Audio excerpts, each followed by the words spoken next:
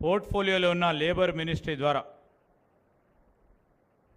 దానికి సంబంధించి ఈరోజు మన విద్యార్థులు ప్రపంచ దేశాల్లోనే సాంకేతికపరమైన విజ్ఞానాన్ని సంపాదించాలని,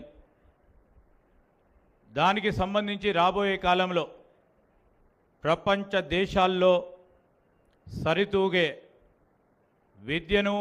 ట్రైనింగ్ ఇప్పించే కార్యాచరణ మొదలుపెట్టాలని గౌరవ ముఖ్యమంత్రి గారు అధికారులను ఆదేశించడం, జనవరి మాసంలో వారు సమీక్షను నిర్వహించి మొత్తం అధునాతన టెక్నాలజీతోని ఐటీఐ కాలేజెస్ అన్నిటిని కూడా ఈరోజు అప్గ్రేడ్ చేయాలని వారు ఆదేశించడం, దాదాపు 2000 పైచిలుకు నిధులతో 2300 కోట్ల